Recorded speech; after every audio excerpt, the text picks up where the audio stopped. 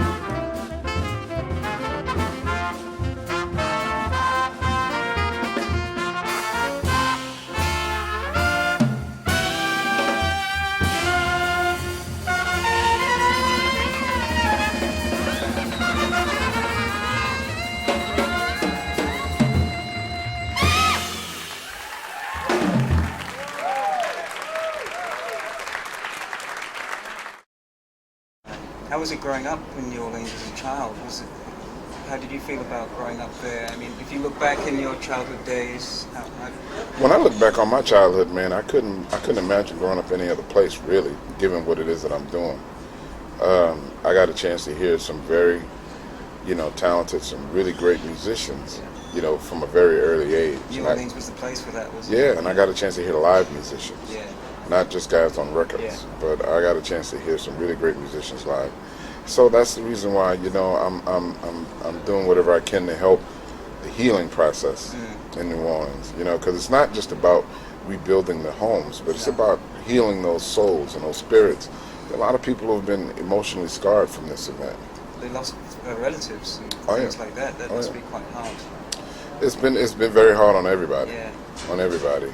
I mean, we've lost some friends, Can you imagine and it's really rough, man. I mean, when, just imagine, today when we finish this interview, you're going to go home. But just imagine that for 6 months or even a year, you couldn't go to your home. You couldn't sleep in your bed. Just think about that. Yeah. Against your will, not something that's self-imposed. This is something that you weren't ready for. Just because the weather's bad. Exactly. And not only that, just think about when you leave here, that if you were to drive for an hour in any direction, that you wouldn't see any sign of life. That's what New Orleans was like when we first got there. Heavy. You know what I mean? So when you see that, and given the relationship I've had with that city growing up in the city, it was a very traumatic experience to go back. What I find hard to believe is that also that you have, America's always talking about we're the best, we're number one, we're the greatest, we can beat everybody at everything. I mean, something I don't go for this sort of I'm number one kind Right, of thing. right. I like, you know, either you like somebody or you don't like them. Right. I don't have any best friends. Right, of course. I have friends. You know, I have friends which I like more than others, but Yeah. you know, I don't give them Right. a number. Right. Of course, So of course. I don't understand that attitude. And then you have this situation, and all these rich people in America, all these incredibly rich people. Yeah, I'm not just talking about Oprah Winfrey because she's just one, or Oh yeah. you know, I know what you mean. what happened to them? Well, first of all, when you go back to what you said earlier, when you talked about, you know, America claiming itself to be number one in a lot of different areas, that happens because of a capitalist society. Whenever you have this type of competition, you know, and people are trying to gain position, and the position is based on wealth. You know what I Everybody's mean? quick to put up their finger. I'm number one. Exactly. So, I mean, when it comes to this situation like this, and I got to tell you though, one of the things that didn't get reported that I thought was like really interesting is that, you know, in the immediate aftermath of the hurricane, you know, we didn't have red or blue states, you know, like they normally do for the election, or this state is red, this state is blue, you know, Democrat or Republican. We didn't have any of that. Everybody around the country wanted to help. There were a lot of people who were stepping up to the plate. Yeah. And it didn't get reported, but I'm friends with the then police chief, and we had a very, you know, in-depth conversation about some of the things that was going on. You know, the Canadian Mounties, you know, as a matter of fact, they were right outside the border of Louisiana, ready to go in, but they were turned away a day after the hurricane. They were there. There were people coming from all over the world, man, who were ready to come in and just do whatever they could. Because money was sent in as well from around Yeah, the world. and then there were people, you know, in the States, wealthy people who were coming down and doing things, you know, trying to. But the problem is that, you know, they were trying to do it in a very what's the word, politically correct way or manner, by going through the system, and the system is severely flawed. You know, I mean, look. FEMA and these things. Well, yeah, just governmental stuff anywhere. I mean, if you know, if you want to try to do stuff through the proper channels, as they say, you know, bureaucracy slows down anything. You know what I mean? So I think what a lot of us have learned is that we just have to get together and do it ourselves. We have to bypass the system and go directly to the people. You decided which vehicle you want to go with today? Hey baby, I want that car. Hey baby, I really want that car.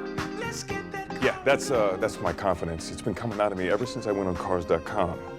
I compared gas mileage using their side-by-side comparison tool, and this one will be great.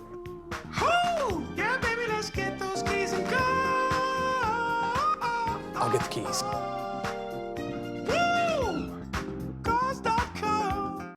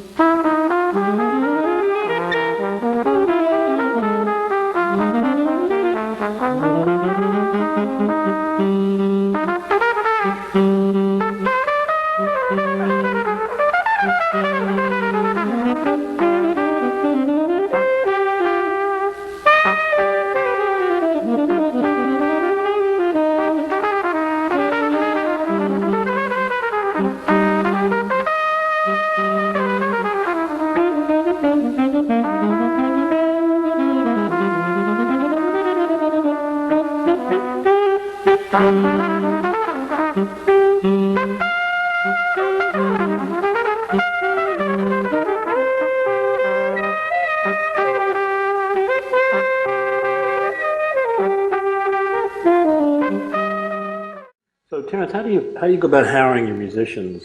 I mean, if you're hiring family members at the same time, essentially.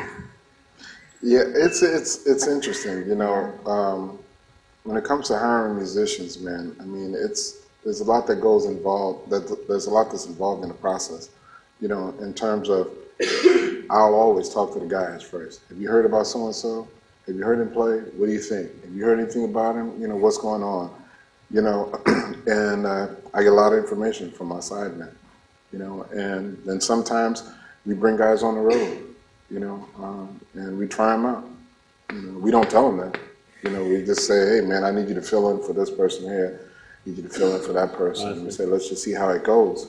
Bryce Winston, perfect example, man. You know, I had a tenor player who was playing in the band at the time, and he could make some dates. So I was always a fan of Bryce Winston's, you know, because I knew him from living here. And I said, well, let's try him on these gigs. And I remember we were in Sedona, Arizona, and he came on the gig, man. And we were laughing. Ed Simon, who was a pianist at the time, we were laughing because Bryce, you know, was playing on the gig like, oh, you're going to remember me. You know, he had this kind of attitude in his playing. You know, he didn't say it verbally. And we did. And he was such a joy to be around and such a smart person and very inspirational person to be around. And when it came time for me to make that decision, he was the first person I called. So, I mean, it goes a lot of way, in a lot of different directions. You know, the bassist, you know, Derek Hodge, you know, we were having problems with some of the bass players who were playing in the band. We had, you know, great musicians in the group, and the bass player was the weakest chair at that time. And we just didn't see anybody around. Didn't see anybody around. And it was a drummer who had played with us before, Rodney Green. He said, look, man, you need to check on my boy, Derek. I hadn't heard of him. Just called him, just based on that recommendation. And we did a gig. Where was that gig? Well, that's where I was? I thought it was like upstate New York or something. I think it was in the middle of the country. Okay. And we go through this a lot. And Derek, when he played on the gig, he just fit in automatically. Isn't that good? I mean, and it was amazing because after the gig, I walked up to him and I said, hey, man, if you want this job, it's yours.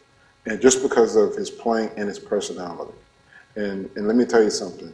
Derek is one of the most talented guys I've ever seen play that instrument, and he's also one of the nicest people on the planet. Yeah, and that means a lot to us, man, because you know, we when you're out on the road, you know, you have to stick together, especially in these days and times that we're living in right now, and then B, for health reasons, you know, we have to look out for each other because you know we're out there on the road, you know, and we have to be family, and it makes a big difference because it also comes across on the stage, and it also comes across in the music that we play and perform. I mean, the band that I have right now, at this particular point in my career, is probably the best band I've ever had in my life, you know, and I'm really thankful to have those guys because they inspire me to want to continue to do this.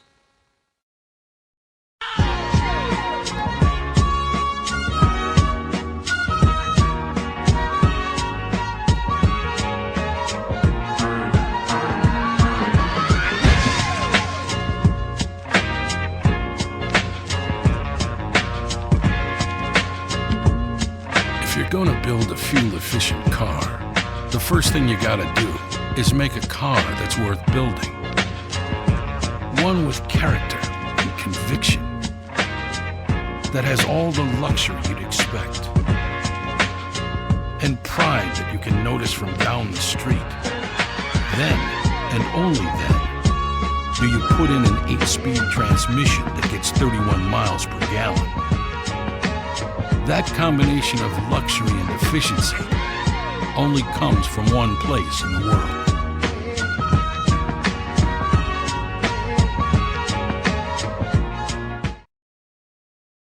You know, I had been a fan of Herbie Hancock's, man, for so many years. You know, growing up here in New Orleans, I had listened to all of his records. And when I got a chance to meet him, I was just overjoyed. And then I started working with him at the Monk Institute. And working with him at the Monk Institute for about the last 6 or 7 years has been serious education for me. Because with Wayne and Herbie, like this weekend, I'm going to go up to D.C. for the Monk competition. And when I'm around those guys for a weekend like that, we constantly have musical conversations. And I'm always learning from them, learning something that I haven't learned before, or they're opening my eyes to certain things. And when I looked at the band that I have, you know, a lot of the many directions that this band can go in, you know, he was the first person I thought of in terms of finding somebody to produce the record. And working with him was a total joy. I mean, it was an amazing thing to witness. I mean, Robin was so amazed by it. You know, she called a family member of hers and just flew out. She said, you need to witness this and just watch what these guys are doing. Because to have a person like Herbie Hancock tell us, he said, well, who's playing like your band? You know, we never thought, you know, you try to be humble in this business, you know, and you never want to think of yourselves as being, you know, on a certain level. I mean, we're always trying to get better, but we're always trying to be honest about what it is that we do too. And when a person like that makes a statement like that, it's a truly humbling and experience, and it's also a great honor. You know, I mean, he constantly questioned us, you know, in terms of what it is that we were doing. Why are you going to play that ballad that way? That, you know, people always play ballads that way. Do something else. Do something different, you know. And I find myself thinking about those sessions that he did with Miles, and I felt like I was in the same situation, because here it is, this is a great musician just telling us to trust yourself and to be yourself. He said, you've done the work, you guys have come along, now just trust it. And I tell you, it was interesting because one night, you know, he started talking to us about the plug nickel sessions. And I forgot what tune we did. I think it was Kendrick's tune. We went on and did a take of it, and the band sounded very much like the plug nickel stuff. And we started laughing because, you know, we knew exactly right at that moment that we had been influenced by this conversation. And we knew we had to we were like, hey, time out, cut, let's do another take. So we took a break, and then we started really relying on what it is that we like, what it is that we're about, and the things that Herbie told us. And we went back in, and the music sounded totally different. And that from that point on, I think everybody in my band has been totally changed, you know, in their artistry, because, you know, we've kind of, you know, been blessed by somebody like a Herbie Hancock, who's come along and say, you know, you guys are on a path. Make sure you stay on that path. You know, and that's been our whole thing, just to try to find our sound, our rhythm, you know, our colors, and not be afraid of that, and embrace it and have as much fun with it as we can.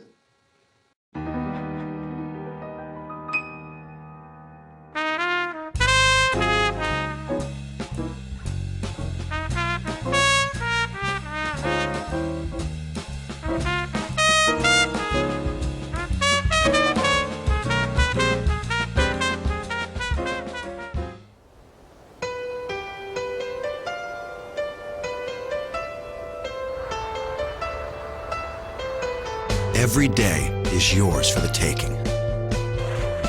There are adventures to be had, challenges to face, and opportunities to do something great.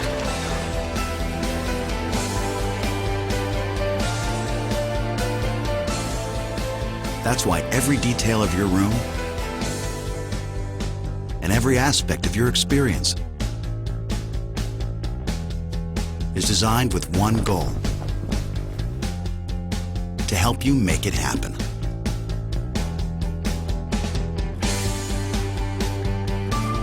At Marriott, we believe a great hotel experience should do more than just help you face your day.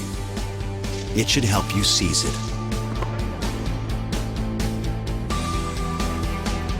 We know the high standards you set for yourself. We set them too. And each day we aim to live up to every last one of them.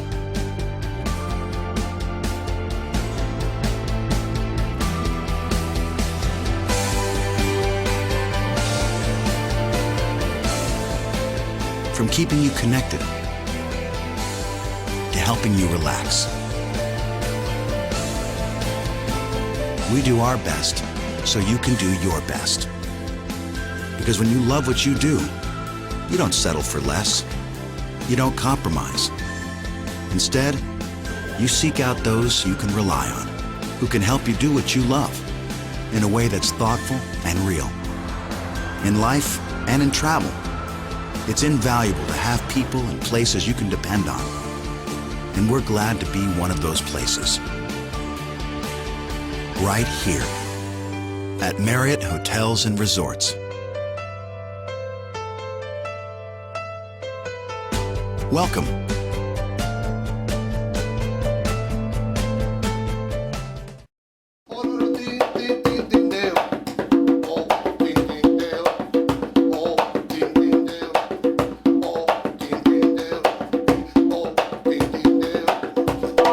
Dizzy, Chano, aha.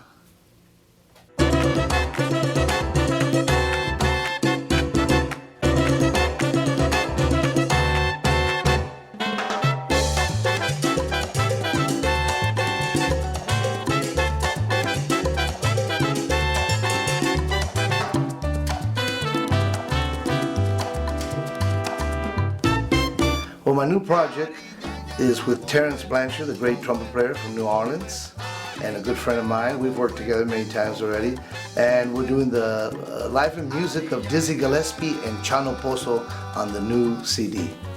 Well, I enjoy working with Terence Blanchard. First of all, he's a great, great musician, a great guy. Terence brings a lot of stuff to the table, so to speak, and also, you know, he's loved Dizzy Gillespie and Chano Pozo as much as I do and did, you know. The way the project came about initially was I've always had fun playing with these guys, you know, always. And then we started talking about doing something together, you know, and one thing led to another.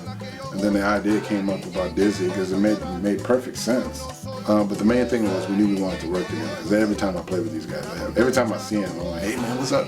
Can I see it?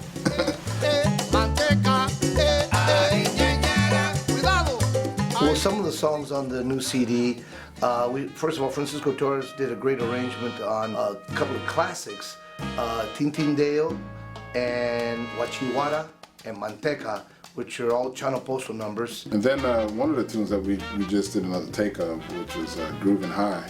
It's amazing to play one of those old great jazz standards with the Latin rhythm because of where the bass falls on the beat.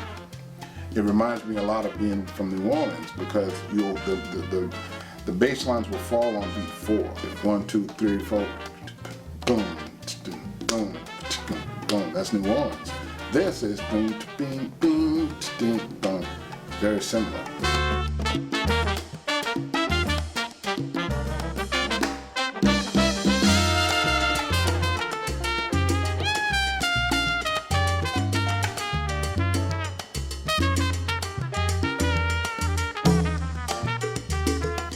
We wrote a few original tunes. Francisco Torres wrote a tune called Promenade, and it's a hot mambo, and it features the band, the soloist there, and a conga solo in there.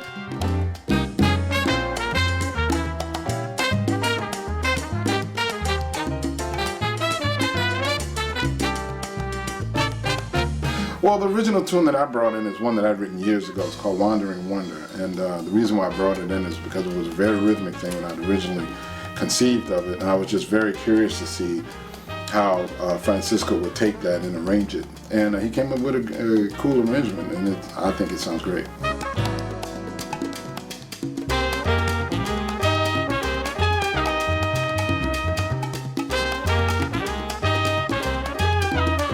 Well, I hope my fans really enjoy the new CD. I'm excited about it, and so I hope my fans enjoy it as much as I do, because I grew up with the music of Dizzy Gillespie and Chano Pozo.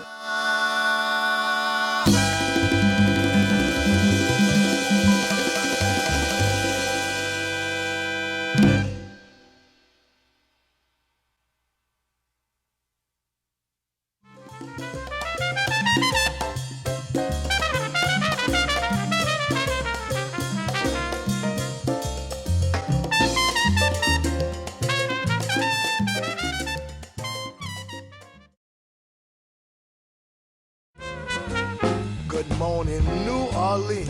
Good morning, New Orleans. We love you, New Orleans. We love you, New Orleans. It's such a lovely thing to love New Orleans. When people come, they never leave because we're swinging that way. The sun shines so, so bright. The sun shines so, so bright. The breeze is so, so nice. The breeze is so, so nice. The starlights twinkle all night down by the riverside. So by and by, sometimes I cry. It's such a beautiful sight. Some people wonder what all this talk is about.